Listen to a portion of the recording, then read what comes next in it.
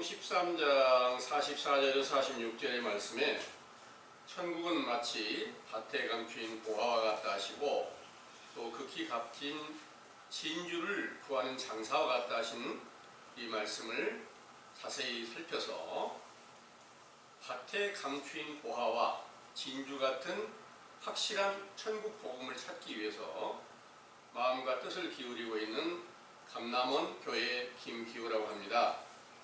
오늘 여러분들에게 전해드리고자 하는 말씀의 주제는 밭에 감추인 보화와 진주 같은 천국인데요. 이 주제의 말씀을 성경 전반적인 증거를 통해서 자세히 정리된 메시지를 먼저 참고해 드릴 수 있도록 하겠습니다. 마태복음 13장 44절에서 46절에 근거한 말씀이고요. 참고하겠습니다. 천국은 마치 밭에 감추인 보화와 같으니 사람이 이를 발견한 후 숨겨두고 기뻐하여 돌아가서 자기의 소유를 다 팔아 그 밭을 샀느니라. 또 천국은 마치 좋은 진주를 구하는 장사와 같으니 극히 값진 진주 하나를 만나매 가서 자기의 소유를 다 팔아 그 진주를 샀느니라. 아멘. 내용을 참고하겠습니다. 천지를 창조하신 참 하나님의 나라 천국을 세상에 세우시려고 지혜와 총명과 권능을 주셔서 이스라엘의 왕으로 세우신 다윗의 시에 시편 145편 13절 주의 나라는 영원한 나라이니 주의 통치는 대대에 이르리이다 하시고, 또 역대상 28장 5절에서 7절 그의 아들 솔로몬을 택하사 여호와의 나라 왕위에 앉혀 이스라엘을 다스리게 하려 한다고 하셨으므로 이스라엘을 주의 나라와 여호와의 나라 곧 세상에 세워진 천국으로 비유하시고, 마태복음 13장 36절에서 43절 그 천국은 밭으로 비유한 세상에 감추어진 좋은 씨로 비유한 진리의 말씀을 보화와 진주로 비유하신 것이지요.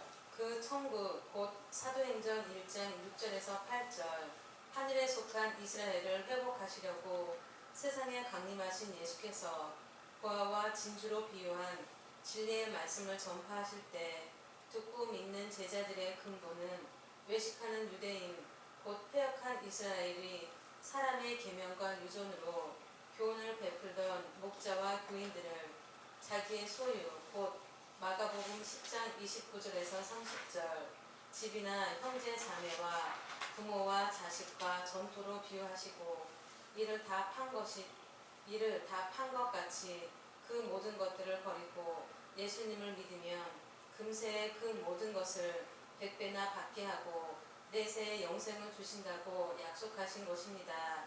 이 모든 약속을 지키시려고 아버지의 뜻을 온전히 지키시며 마태복음 12장 46절에서 50절 아버지의 뜻대로 행하는 제자들을 형제 자매와 모친으로 삼으시고 그들을 위하여 자기의 육체가 십자가에 못 박혀 죽으셨다가 부활하신 후에 오순절에 보혜사 성령으로 충만케 하셨을 때 하늘에 속한 이스라엘을 회복하신 것인데, 이는 골로새서 2장 13절에서 14절 흑암의 권세 안에 갇혀있던 제자들을 천국인 사랑의 아들의 나라로 옮겨주시고, 골로새서 2장 2절에서 3절 그리스도 안에서 지혜와 지식의 모든 보화가 충만케 하셨으므로 그 거룩하신 이름이 영원히 영광과 찬송을 받으시기에 합당하시나이다. 아멘. 보화란 돈과 금과 은과 보석과 진주 등 존귀하고 값진 물건들을 총칭하는 것인데, 이는 육체의 눈으로 보이는 보화가 있고 성령의 눈으로 보는 보화가 있으며, 동방의 의인이라고 칭찬받았던 욥이 욥기 28장 1절에서 11절 금과 은과 각종 보석과 철광석 등의 보화가 흙이나 바위와 돌에서 얻는다고 증거한 것은 실제로도 그러하지만 영적으로도 바위와 흙으로 비유한 하나님의 율법, 곧 성경 안에 천국의 부활가 감추어져 있는 것입니다.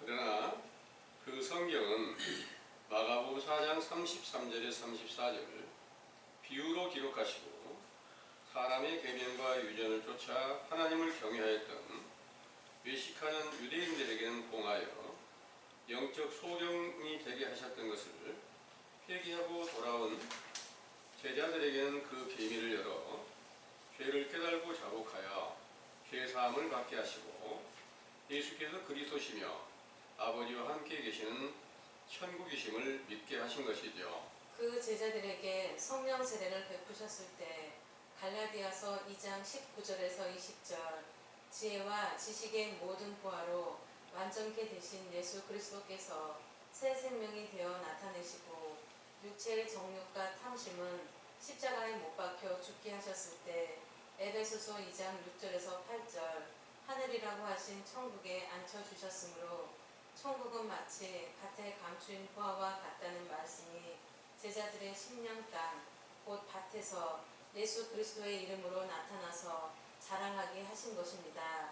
또한 그 제자들은 베드로전서 2장 4절에서 9절 보배로운 산 돌로 신령한 집으로 세워졌고 왕같은 제사장이 되고 거룩한 나라가 세워지는 축복을 받아 사도행전 2장 36절에서 41절 예수님을 십자가에 못 박아 죽인 원수들이 찾아왔을 때 예수 그리스도의 이름으로 세례를 베풀어 죄 사함을 받고 성령을 선물로 받을 수 있게 하여 천국 백성으로 옮겨지게 하는 사랑을 베풀게 하셨죠. 이렇게 서로 사랑하라는 계명을 지켜 로마서 3장 22절에서 26절 의롭다함을 얻는 믿음 곧 의인의 길로 행하게 하셨으므로 잠언 15장 6절 의인의 집에는 많은 보물이 있어도 악인의 소득은 고통이 된다는 말씀이 응하여 이스라엘 왕 솔로몬에게 완전한 지혜를 주시고 열왕기상 10장 23절에서 25절 재산과 보물들이 천하의 열왕들보다 많게 하셨던 것 같이 사도들에게 지혜와 계시의 정신을 주셔서 천국의 재물과 보물들로 충만케 하셨던 것이지요. 그러나 솔로몬의 말년에 처와 첩들로 말미암아 우상을 숭배하며 다른 신을 섬기는 악을 행하게 되므로 이스라엘의 12지파 중에 유다 지파만 그 아들 르호보암에게 주시고 10지파는 여로보암의 통치를 받게 하시다가 열왕기상 14장 25절에서 28절 유다왕 르호보암 때에 애굽왕 시삭의 침략을 받아 예루살렘 성전의 모든 보물을 다 빼앗기고 결국은 역대하 36장 11절에서 21절 시드기야 왕 때에 바벨론 왕의 침공을 받아 성전은 소화되고 백성들은 죽임을 당하고 노예가 되는 심판을 받았던 것입니다. 이런 일이 신약시대에 응한 것은 솔로몬 왕에게 주신 지혜와 계시의 정신을 받아서 로마서 5장 17절 그리스도로 말미암아 왕 노릇하던 사도들의 시대의 마지막에 돌아온 제자들 중에서 요한일서 2장 18절에서 19절 배도하는 자들을 솔로몬 왕을 유혹하여 우상을 숭배하게 한 처와 첩들로 비유하고 그들이 고린도후서 11장 13절에서 15절 그리스도의 사도로 가장한 거짓 사도요 게으르의 역군이 되므로 그들이 고린도후서 11장 4절 다른 예수 곧 적그리스도와 다른 영과 다른 복음을 전파되면 이를 잘 용납한다고 말씀하셨지요. 이 같은 일을 사도 요한의 계시록에는 계시록 18장 1절에 3절 무너진 큰 성 바벨론에 귀신의 영과 각종 더러운 영들이 모여 음행의 진노의 포도주라고 비유하신 다른 복음을 만들어 만국이 무너지고 땅의 왕들이 그로 더불어 음행하며 땅의 상고라고 하는 장사꾼 그 말씀을 파는 목자들이 사치하며 치부하였다고 말씀하셨습니다. 상기의 예언이 세상에서 응한 것은 진노의 포도주라고 비유하신 다른 복음을 만들어 사도들을 배도한 자들이 구약의 바벨론의 터전이었던 로마에서 태양신을 믿는 무리들과 연합하여 천주교로 세워지고 그 세력이 강성하게 되면서 만국이라고 칭한 천국, 곧 하늘에 속한 이스라엘 나라가 세워진 성령 세례를 받은 제자들이 핍박을 받고 몰살당하게 된 것이지요. 이때부터 신구약 성경의 증거로 교리 곧 다른 복음을 만들어 하나님과 예수 그리스도를 전파하여 바다 모래처럼 헤아릴 수 없는 많은 사람들을 미혹하여 교인이 되게 하였는데, 그들이 만든 다른 복음이 영적 보화와 진주로 비유한 진리의 말씀을 빼앗아간 것이므로, 이는 솔로몬 왕이 세운 예루살렘 성전의 모든 것을 바벨론이 탈취해간 것과 같은 죄를 범한 것입니다. 마태복음 13장 45절에서 46절, 또 천국은 마치 좋은 진주를 구하는 장사와 같으니 극히 값진 진주 하나를 만나매 가서 자기의 소유를 다 팔아 그 진주를 샀느니라 하신 말씀 중에, 진주란 바닷속 깊은 곳에 사는 조개가 만들어내며 그 모양은 둥글고 은빛을 내는데 그 중에서 크고 찬란한 빛을 내는 것을 값진 진주라고 하지요. 그런데 모세의 율법에 민수기 11장 7절에서 9절, 이스라엘 백성들이 광야에서 먹었던 만나의 모양이 진주와 같다 하셨으며, 출애굽기 16장 31절에 36절, 아론에게 명하여 항아리를 가져다가 그 속에 만나 한 오멜을 담아 지성소 안에 두어 간수하라 하신 것을 신약에는 히브리서 9장 1절에서 5절, 말씀이 육신이 되신 그리스도 안에 구약의 성전 안에 있던 모든 것이 영적으로 갖추어져 있음을 보이신 것입니다. 그러므로 세례 요한의 때부터 예수께서 육체로 살아계시는 동안에 베푸신 말씀, 곧 진리의 율법의 모양이 영적으로는 진주처럼 둥글고 은빛을 내고 있으므로 천국은 좋은 진주를 구하는 장사와 같다는 것은 누구든지 진실한 말씀을 찾는 자에게 극히 값진 진주로 비유하신 요한복음 1장 1절, 말씀이신 하나님의 아들로 강림하신 예수님을 영접하고 영생하게 하신 것이지요. 따라서 오순절에 성령 세례를 받았던 12사도들이 요한계시록 21장 21절에서 22절, 12 진주로 만든 성전의 문이 되었으며, 그들의 복음을 듣고 예수 그리스도를 믿는 자들의 죄를 사하시고 그 문으로 들어가게 하셨던 것처럼, 그분들이 기록한 성경의 비밀을 열어 밭에 감추인 보화와 진주를 우리 감람원에서 발견케 하신 것입니다. 그러므로 우리는 마태복음 6장 19절에서 21절, 보물을 땅에 쌓아두지 말고 하늘에 쌓아두라는 말씀을 명령으로 받아 순종하여 종이나 동록이 해하지 못하며 도적이 구멍을 뚫지도 못하고 도적질도 못한다는 말씀을 깨닫고 종과 동록과 도적으로 비유한 진리를 대적하는 마귀의 영에 미혹되지 않고 세상의 보물보다 수만 배나 더 존귀한 천국의 보물인 말씀을 하늘에 계신 하나님께 맡겨두기 위하여 항상 기도하는 생활을 해야만 하지요. 이로써 인자의 때 영광을 보고 약속의 성령으로 세례를 받아 속사람의 생명으로 나타내시는 때에 고린도후서 4장 6절에서 7절, 보배로 오신 예수 그리스도의 얼굴에 영광의 빛이 우리 마음에 비추어져서 아름다운 보석과 금은 보화와 찬란한 진주와 같은 빛의 말씀으로 빛의 자녀, 곧 천국 백성이 된다는 것을 굳게 믿으시기 바랍니다. 아멘.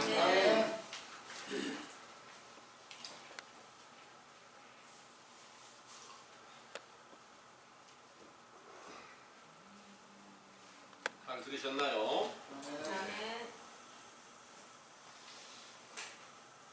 우리 모두가 다 이 세상 밭에 감추어져 있는 보화와 같고 가장 값진 진주 같은 천국의 진실한 말씀을 간절히 찾아서 이 세상에서는 우리가 많은 것을 누리고 살지 못했을진데 하나님의 나라에서 주신 것으로 존귀함을 얻게 되고 또 그 모든 것들이 채워진 예루살렘 성전이 우리 안에서 세워지게 된다면 그보다 세상에서 더 존귀한 일은 없다는 것을 믿으시기를 원합니다. 아멘.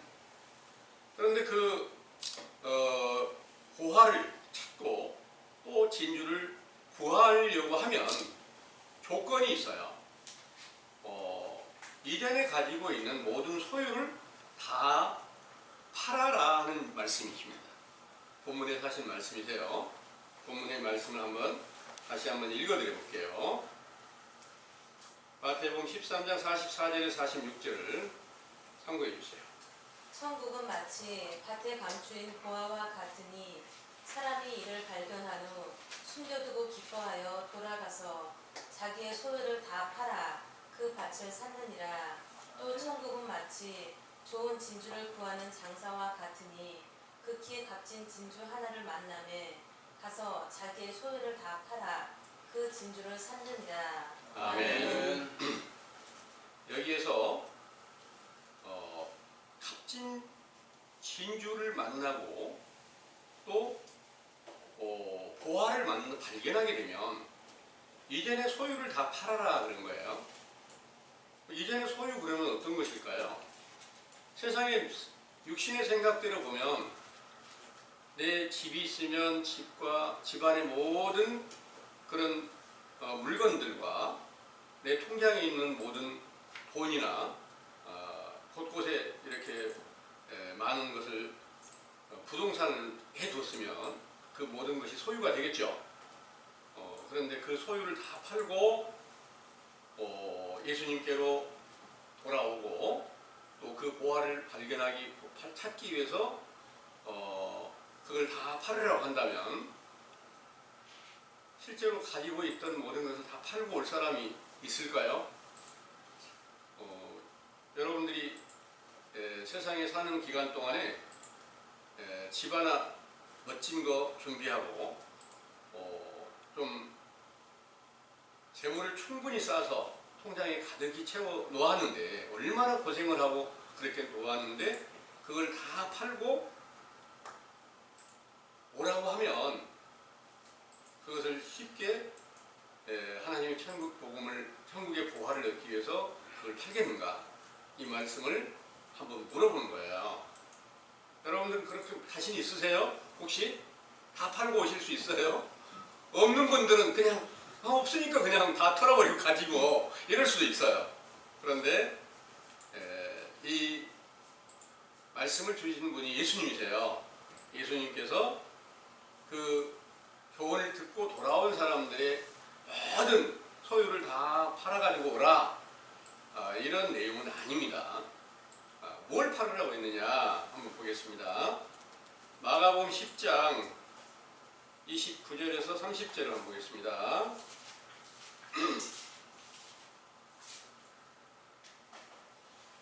예수께서 가라사대 내가 진실로 너희에게 이르노니 나와 및 복음을 위하여 집이나 형제나 자매나 어미나 아비나 자식이나 전토를 벌인 자는 금세에 있어 집과 형제와 자매와 모친과 자식과 전토를 100배나 받되 핍박을 경하여 받고 내세의 영생을 받지 못할 자가 없느니라. 아멘. 이 말씀대로 집 한 채 팔아서 예수님께로 드리게 되면 100채를 더 준다. 오늘날 로또 복권 당선되는 거나 거의 비슷하겠죠. 그렇게 될 수 있다면 믿을만 하신 분이니까 얼마든지 팔아서 가지고 갈 수 있겠죠. 그런데 이 모든 일들은 실제 세상에 소유가 있으면 하나님께서 보시는 영적 소유가 있는 거예요. 그 영적 소유는 뭐냐? 외식하는 유대인들이 하나님께 주신 말씀이라고 하고 우리가 아브라함의 후손으로서 얻었던 모든 것들을 전체 통틀어서 그 소유라 이렇게 말씀하신 거예요. 그러니까 외식하는 유대인들이 가지고 있던 교회요, 또 교회를 이제 집으로도 하고 비유하고 성전으로도 비유하고 이렇게 비유하고 있어요. 그러니까 그 모든 것들을 다 버리고 그 안에서 교훈을 베푸신 분들은 영적 부모님격이에요. 아비나 어미를 버린 자 이렇게 말씀하셨잖아요. 실제로 육체를 낳아서 나를 길러주고 참 보호해서 성장케 한 그 육신의 부모가 얼마나 귀중한 일을 하셨어요. 그 귀중한 일을 하셨으니까 예수님 만나서 천국에 간다면 그 부모님에게도 같이 갈 수 있도록 어떻게든지 그 길을 따르게 해주시는 게 맞잖아요. 그런데 그 부모를 버려라? 말이 안 되겠죠. 그리고 또 부모를 공경하라는 계명이 있어요. 반드시 너희 부모를 공경하라. 그리하면 장수하고 복을 받는다. 이렇게 십계명 중에 말씀하셨어요. 근데 그 부모를 공경하는 것과 부모를 버리는 것과 정반대되는 일이잖아요. 그런데 이 말씀은 이제 어떤 비유가 있느냐면 유대인들 중에서 교훈을 베푸시는 분들이 서기관이나 율법사, 제사장, 또 장로 이런 분들이 말씀을 전하고 있는 거예요. 그런데 예수님을 만났어요. 진짜 천국 복음을 만났고 보화를 발견했고 값진 진주를 발견하게 됐어요. 그러니까 이전에 너희들이 가지고 있던 모든 것을 다 버려라. 이 말씀이 너의 가지고 있던 모든 소유를 다 버리라고 말씀하신 줄을 믿으시기 바랍니다. 아멘. 그래서 여기서 말씀하시는 부모, 형제, 전토, 집 이런 거 싹 버리고 예수님께로 돌아간 제자들은 그 약속대로 100배를 더 주었어요. 뭘 100배나 줬을까요? 100이라고 하는 숫자가 약속의 수예요. 약속의 성령을 주실 때 100배나 더 주었는데 제자들이 전도해서 예수 그리스도의 이름으로 죄 사함을 주고 성령을 선물로 받게 해서 돌아온 자들이 100배만 될까요? 어마어마하게 많은 수예요. 예수님께서 육체로 계시는 동안에 전체 전도했던 인원이 500여 명이라, 그리고 예수님 부활하신 후에 예루살렘 성전에서 저녁 기도에 힘쓰라는 말씀에 따라 기도를 하게 될 때 그 기도한 수가 몇 명이냐? 120명 정도 된 거예요. 120명에게 보혜사 성령으로 충만케 하셨던 그 일로 계시록 14장에 보면 14만 4천 명이 돌아온 일이 있어요. 그 14만 4천 명하고 계산해보면 100배만 될까요? 훨씬 더 되겠죠.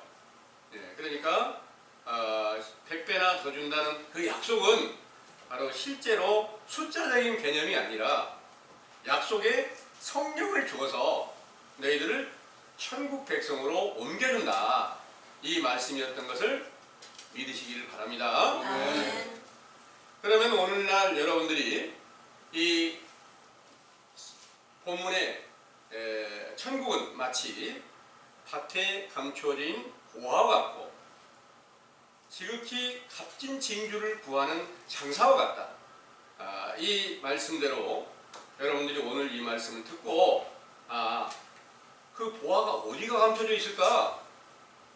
계속 찾고 구하는 그런 지혜가 여러분들에게 함께 임하시기를 원합니다. 아멘. 이 메시지 내용으로 전체 다 정리해 놓은 말씀에 예수 그리스도가 바로 천국이시다. 왜 예수님이 천국일까? 하나님 아버지가 계신 곳이 천국이잖아요. 아버지의 나라니까. 그런데 아버지가 예수님의 육체 안에 계신데요. 예수님께서 나와 아버지는 하나라 그런 거예요. 예수님의 육체가 천국이에요. 근데 예수님 육체가 죽으셨어요. 다시 부활하신 예수님은 영원한 천국이고 그분은 아버지와 항상 함께 계시는데 그 제자들에게 약속하신 대로 오순절 날에 성령 충만함을 주실 때 제자들 안에 속에서 예수 그리스도의 새 생명이 신령한 육체로 나타나서 보게 하고 듣게 하고 손으로 만져보게 하고 그 큰 권능이 나타나는 것을 증거로 보았을 때 제자들에게 천국이 완성된 확실한 것을 눈으로 보고 귀로 듣고 손으로 만져봤으니까 그보다 더 확실한 것은 없었겠죠. 그 확실한 것을 이제 우리가 다시 찾으려는 노력을 기울이게 되는데, 지금 우리가 이 말씀을 듣기 이전까지 세상에 외식하는 교회에 있을 때는 교회 나가면 예수님을 영접하는 것입니다, 이렇게 다 일러준 대로 아멘하고 받아들였습니다. 그러면서 거기서 이제 죽으면 천국 간다고 알려주는 거예요. 그 말은 성경적으로는 전혀 합당치 않은 교훈입니다. 예수님 제자들은 예수님이 천국이신 것을 확실하게 성경의 증거들을 통해서 발견하게 되고 믿으니까 그 예수님이 제자들을 위해서 자신을 십자가에 못 박혀 죽고 부활해가지고 제자들 안에서 새 생명으로 나타나가지고 내가 바깥에서 보여준 대로 너희들 안에 나타난 것이다. 이게 바로 예수님을 영접하는 거였어요. 근데 오늘날은 교회 나가면 예수님 영접하는 거다, 이렇게 일러주는데, 여러분들이 한번 영접이라는 말을 깊이 한번 생각을 한번 해보세요. 여러분들이 어디에 특별한 손님으로 방문을 했어요. 그러면 거기 초대하신 분이 있죠. 그 초대하신 분을 만났어. 그분이 영접을 받고 그분이 말씀하신 대로 따라서 또 내가 대화가 되고 이렇게 서로 만나는 것이 확실하게 되어야 이걸 영접이라고 하는 거예요. 예수님을 영접했다 그러면 실제로 예수님이 육체로 계실 때 보여줬던 것처럼 똑같은 모습으로 그분을 보고 만져볼 수 있고 악수도 하고 이렇게 하면서 영접을 하는 거예요. 그러면 그 말씀을 들을 수 있고 내가 전하는 말을 또 상대가 들을 수 있고 이게 진정한 영접인 줄을 믿으시기 바랍니다. 네. 근데 예수님을 보았을까? 지금 오늘날 교인들이 예수님을 보았을까? 전혀 보지도 못하고 그냥 교회 나가면 예수님 영접이래요. 그리고 구원 받는 거예요. 그리고 영생하는 거래요. 믿으니까. 이렇게 알려주는 모든 것들이 100%가 다 거짓말이라는 것을 여러분들은 믿으시길 바랍니다.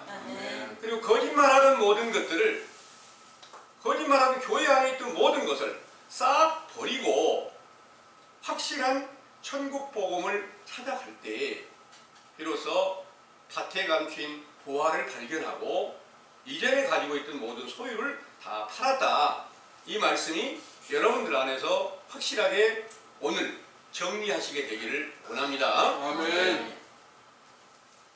이렇게 확실한 것을 신약시대에 처음 발견하게 된 것은 어디에서 발견할 수 있었을까요? 천국의 복음이 처음 시작한 데서 발견할 수 있었겠죠. 처음 발견한 곳이 어딜까요? 하나님의 보냄을 받은 선지자 세례 요한이 와서 회개하라, 이 명령을 전할 때 그 안에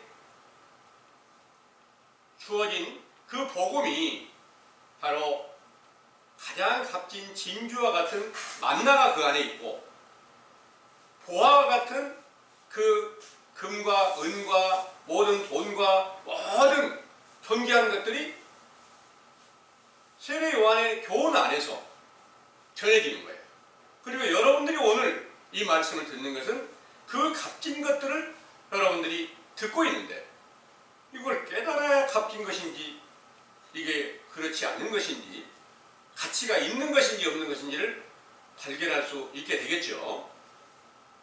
이 세상에 보화나 진주 이런 거 어디 가면 많이 있습니까? 귀금속 상에 가면 많이 있어요.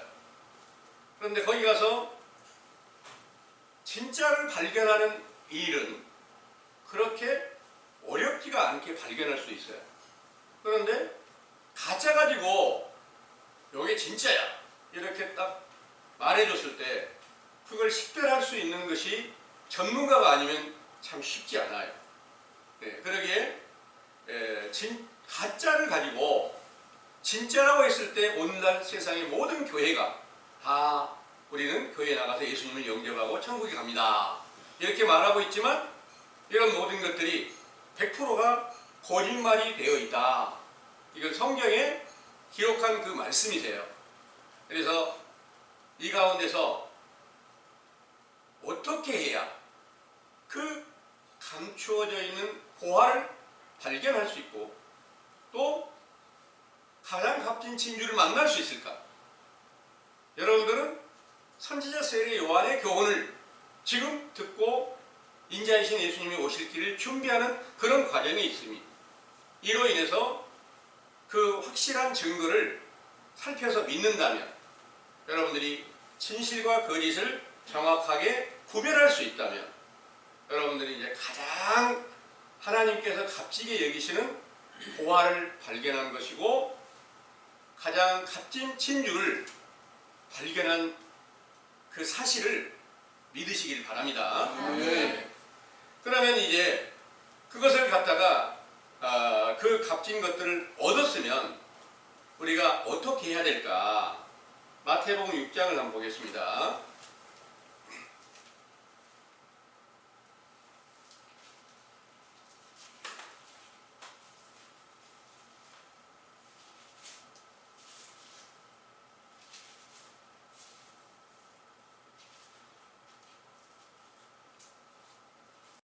마태복음 6장에 19절에서 20절까지 한번 21절까지 보겠습니다. 너희를 위하여 고물을 땅에 쌓아두지 말라. 거기는 좀과 동록이 해하며 도적이 구멍을 뚫고 도적질하느니라. 오직 너희를 위하여 고물을 하늘에 쌓아두라.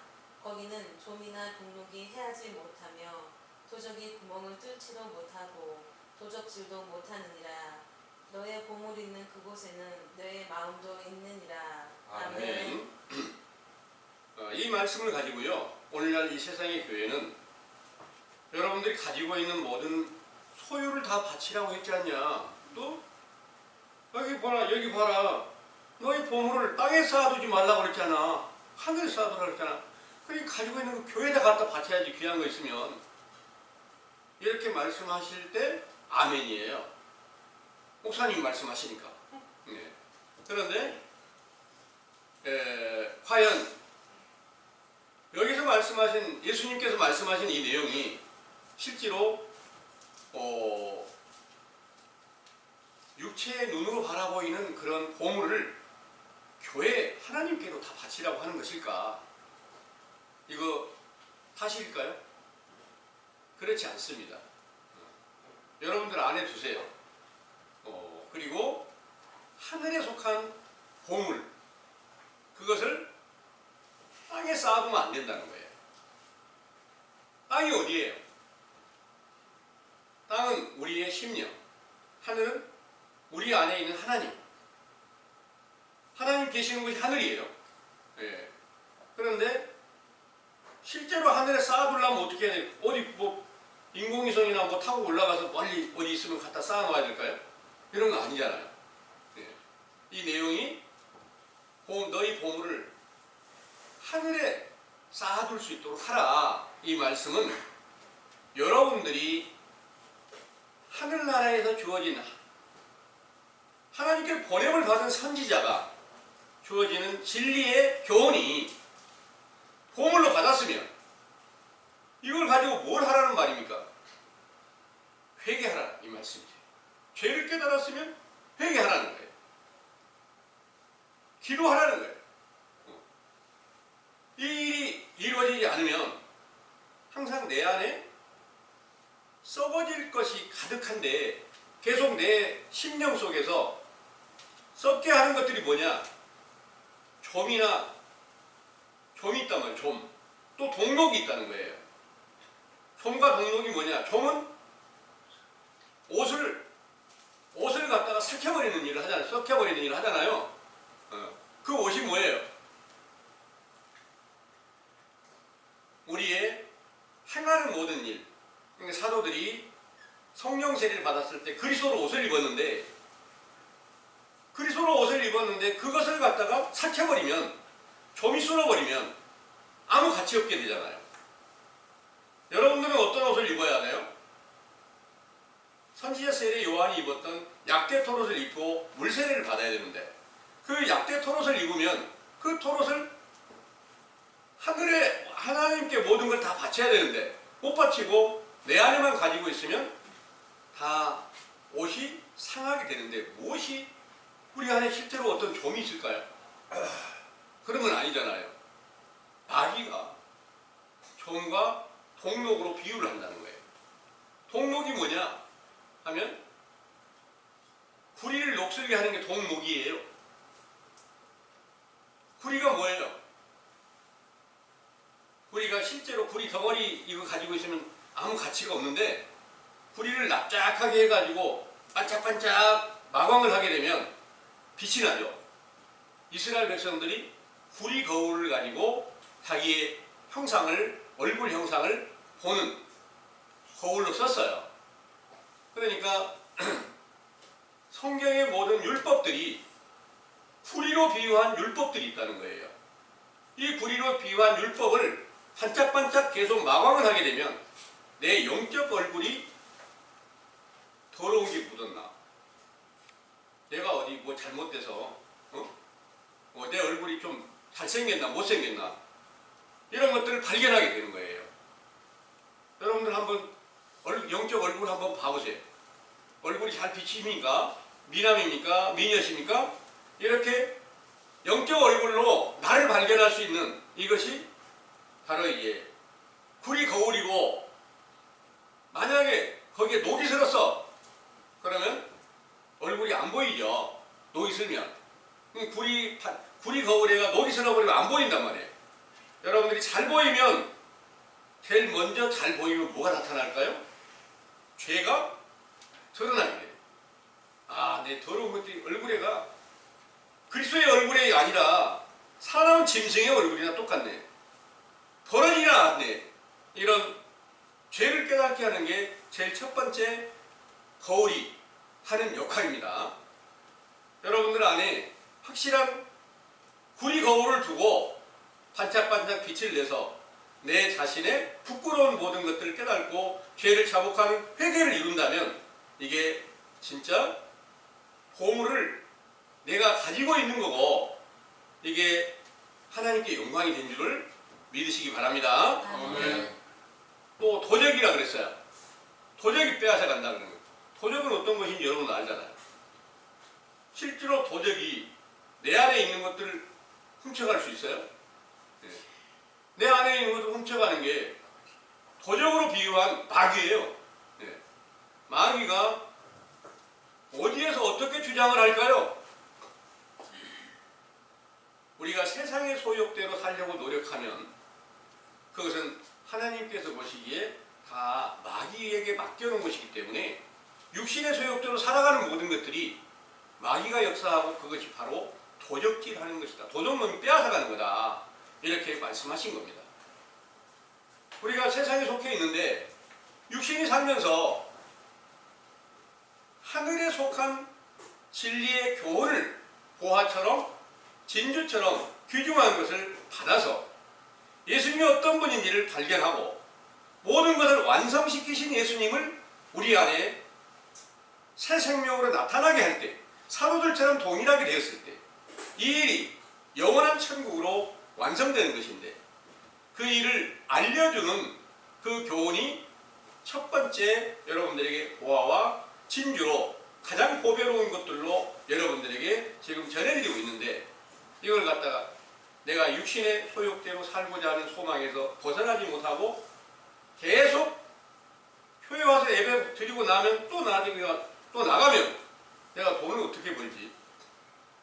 항상 세상의 것으로 염려되면 말씀이 그 안에 살아 역사할 수 있을까요? 그게 바로 강도가 다 빼앗아가는 이런 비유인 줄을 믿으시기 바랍니다. 아멘. 뺏기지 마세요. 그리고 여러분들에게 주어진 모든 것 반드시 인자가 우리에게 나타나실 것을 준비하는데 쓰시길 바랍니다. 그렇게 쓰려면 어떻게 해야 돼요? 하늘에 쌓아두기 위해서 날마다 마음을 찢고 애통하며 부르짖는 회개가 이루어져야 될 줄을 믿으시기 바랍니다. 아멘. 이 귀한 일이 맨 처음에 하나님께서 아브라함의 후손으로 아브라함의 손자 야곱에게 주고 또 그 야곱의 아들 요셉에게 주어진 그 보물이 있어요. 그 보물은 어떤 보물이냐 한번 찾아볼게요. 신명기 32장 13절 보겠습니다.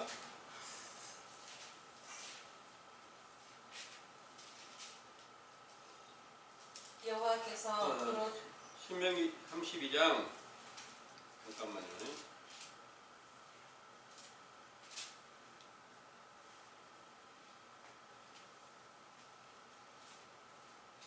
음,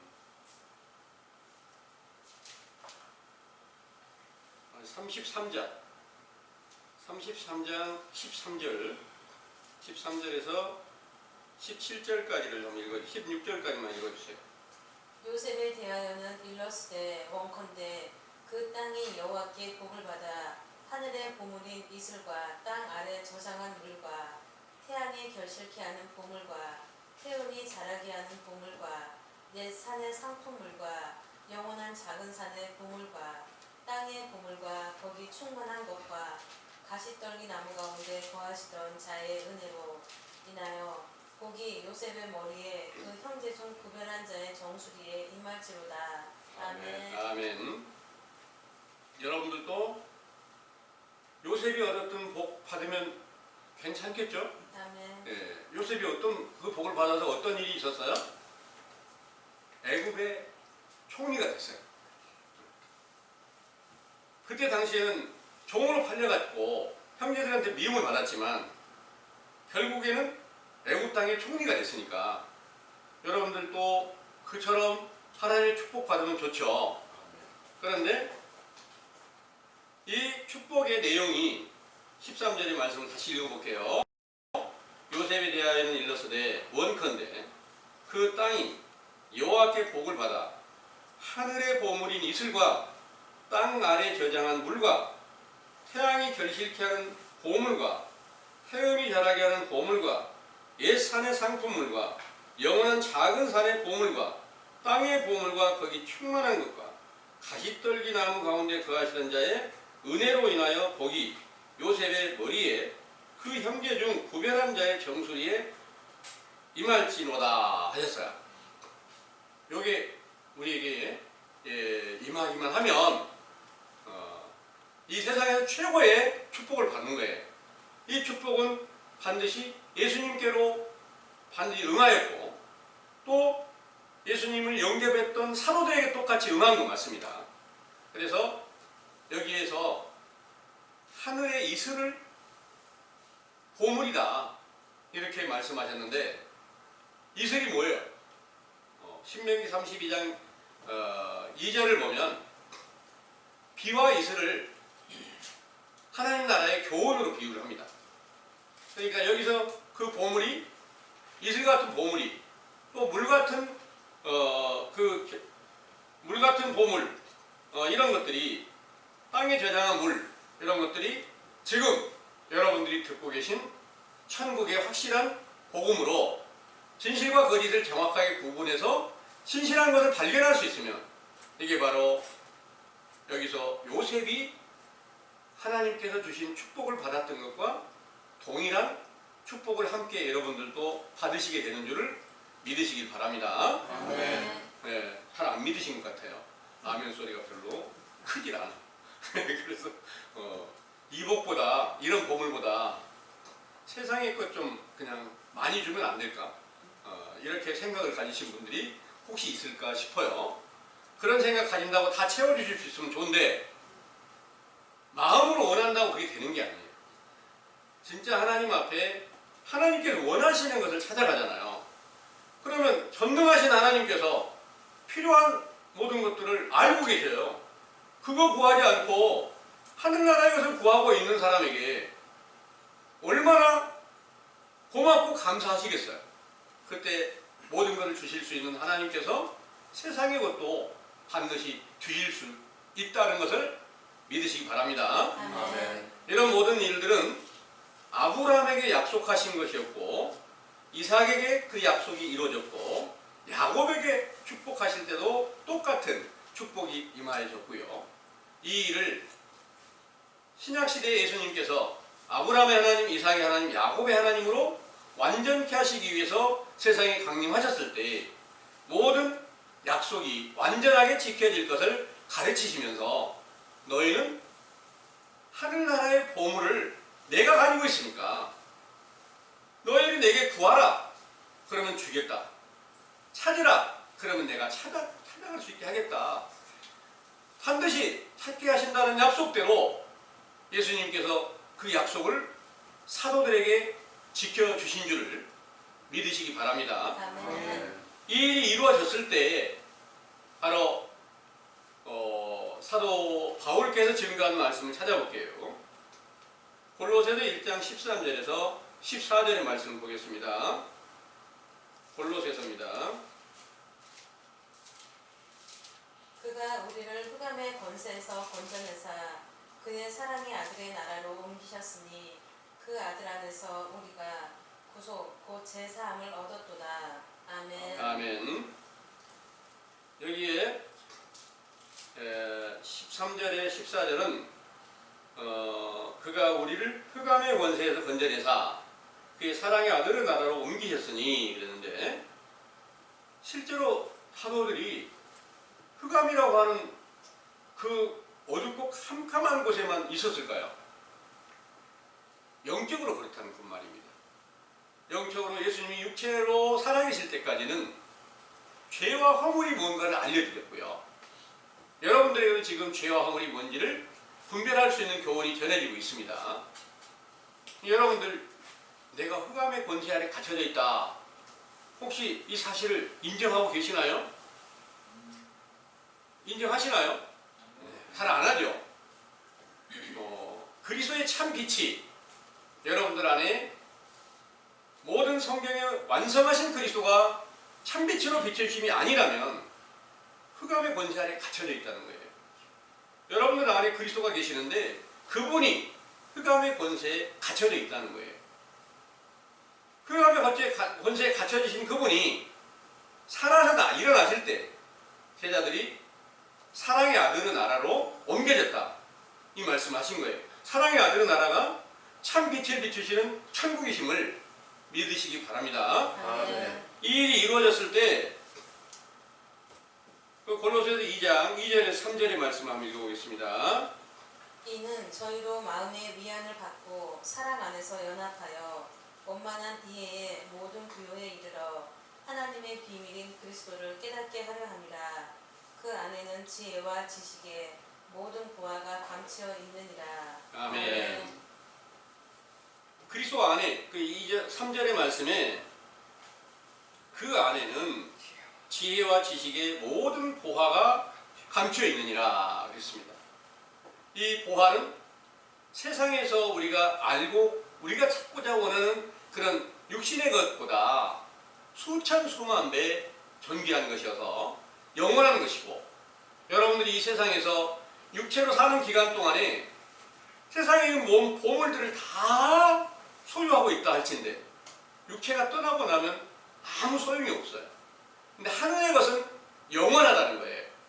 그 영원한 하늘나라의 보물을 찾기 위해서 저에게 먼저 이 은밀히 공해 두신 성경의 비밀을 열어서 하늘에서 주시는 이슬 같은 보물, 땅에 있는 가장 귀중한 물로 비유한 천국의 그 복음을 확실하게 깨닫게 하셔서 이로 인해서 지금까지 이 세상이 모든 교회가 예수 그리스도를 전하고 있어도 그게 진실인지 거짓인지 다른 사람은 이단이고 나는 진실이라고 다 여기고 있는데, 오늘날 이 세상이 다 어마어마한 많은 교파가 나눠져 가지고 어디에 진실이 있을까 찾으려고 하면은 많은 교회를 가봐도 찾아볼 수가 없어요.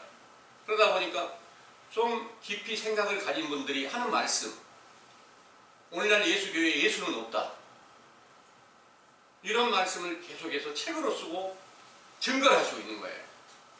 그래서 오늘날 이 교회가 전부 다 외식하는 유대인들의 교회, 바리새인들의 교회가 다 됐다, 이렇게 증거하는 목사님들도 있습니다. 그런데 자기는 어떤 곳에 있느냐? 사랑의 나라에 옮겨져 있다, 이렇게 내가 가장 진실한 거다, 이렇게 말하고 있는데 정말 그 안에 그리스도가 계실까? 확실한 증거가 없더라는 거예요. 말은 하는데 자기를 몰라. 그러니까 다른 사람은 보니까 거짓말이야, 들어보니까. 근데 자기는 자기가 말하는 건 다 진실인 줄로 알고 있다는 거예요. 그래서 정확한 진리의 증거를 통해서 보니까 내가 원래 거짓에 미혹되어 있고 짐승 같은 그런 이성 없는 자의 그런 자리에 있었고 버러지 같은 형상을 입고 있었던 그런 죄를 올바르게 깨닫게 하시고 이 죄를 자복하고 회개할 수 있게 하시면서 선과 악에 대하여, 진실과 거짓에 대하여, 생명과 사망에 대하여, 빛과 어둠에 대한 확실한 증거를 찾아서 이제 어둠에 속하여 있는 사실을 발견하고 빛으로 나아가는 길, 인자를 반드시 얻어야 되는데 이 인자를 만나려면 반드시 우리 마음을 찢고 애통하는 부르짖는 회개가 이루어지지 않고는 이룰 수 없다는 확실한 증거를 여러분들은 믿으시기를 원합니다. 아멘. 기도하겠습니다.